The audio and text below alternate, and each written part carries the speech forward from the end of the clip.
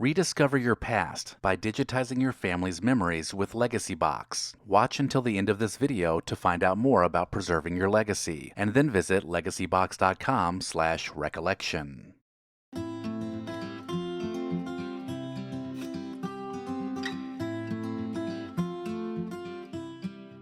The hula hoop became an instant craze in the late 1950s and early 1960s. It was a plastic hoop that could be spun around the waist, arms, and legs. The hula hoop was invented by Arthur Mellon and Richard Nair, and their company Whammo sold over 100 million of them. However, the hula hoop craze that had everyone gyrating their hips fizzled out by the mid-1960s. Hula hoops are of course still around, but it is nothing like its popularity during the early 60s, that saw the toy mentioned in songs by Georgia Gibbs and Alvin and the Chipmunks.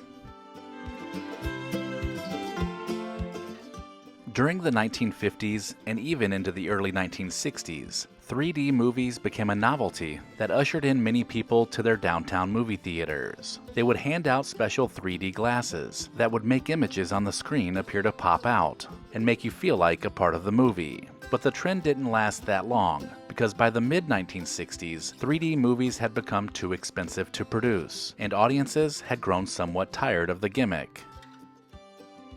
During the 1960s, furniture design took on a futuristic new look, inspired by the space race and the promise of a bright, technology-filled future.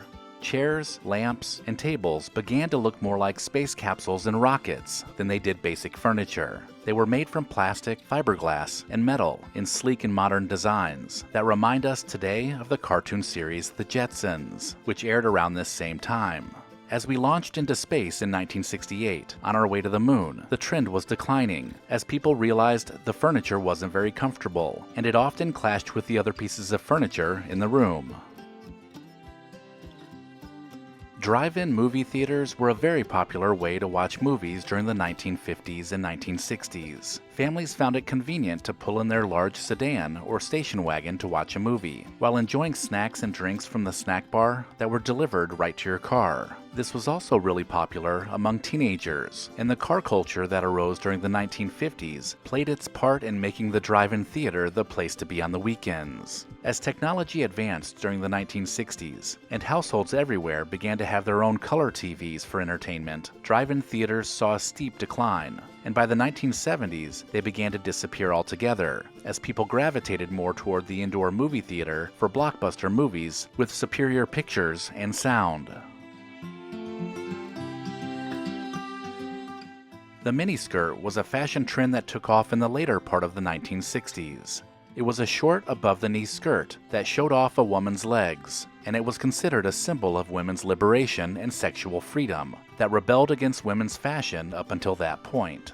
The poster child for this skirt was British fashion model Twiggy, who could be seen in just about every magazine wearing them. Also, in 1967, Goldie Hawn debuted on Laugh-In, and she would wear them all the time, inspiring girls to copy the same style. By the 1970s, miniskirts were out, and fashion had once again shifted, this time to a more casual style that often included denim.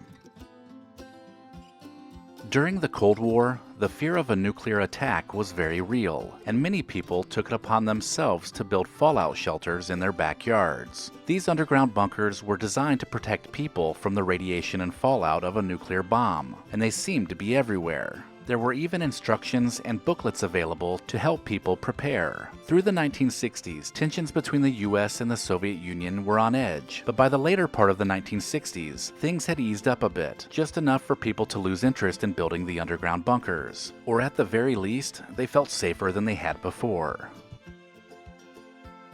The twist was a dance craze that took the world by storm in the early 1960s. It was a simple dance that involved twisting your hips to the beat of the music. The dance was popularized by Chubby Checker's hit cover of the same name, The Twist, in 1960. Exposure for the song on American Bandstand and on the Dick Clark Saturday Night Show helped propel it to the top of the charts. The dance craze had lost its appeal by the mid-1960s, as people moved on to other dance styles like the wah-wah tusi.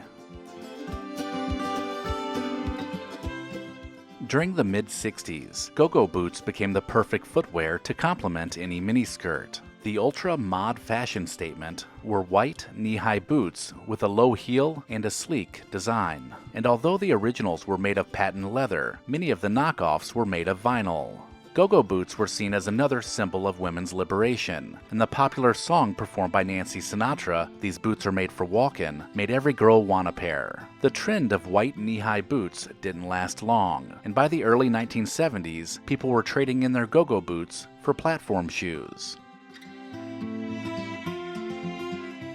Tiki culture officially emerged during the 1950s and reached a peak in the 1960s. It was inspired by the romanticized image of Polynesian culture and featured tropical drinks, Hawaiian shirts, and decor that included bamboo, palm fronds, and tiki idols. There is no doubt that movies and music played a big part in making tiki culture a theme of the 1960s. Hawaii had just become a state. Elvis was starring in Blue Hawaii, and even Disneyland opened the Enchanted Tiki Room. Everyone was getting in on the trend. But by the late 1960s, the style became more kitsch, and just like that, it went from being found everywhere to just another restaurant theme.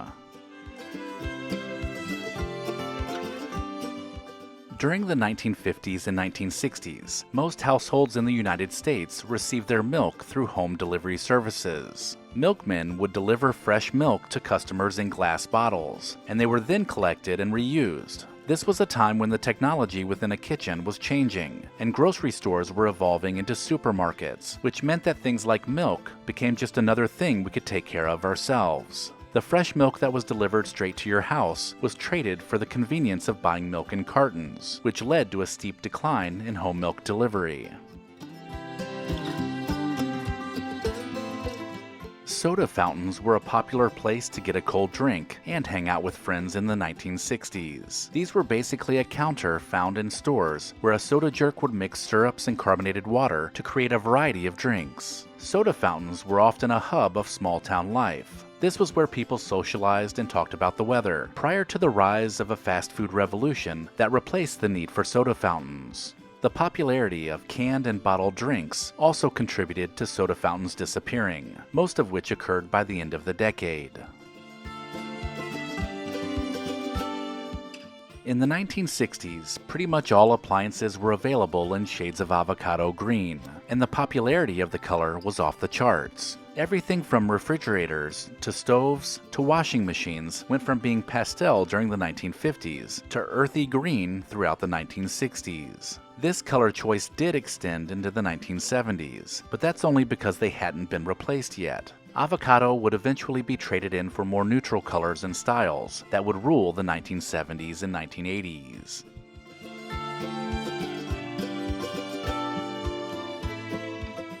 Let me know in the comments if I missed anything, and maybe even consider supporting the channel over on Patreon.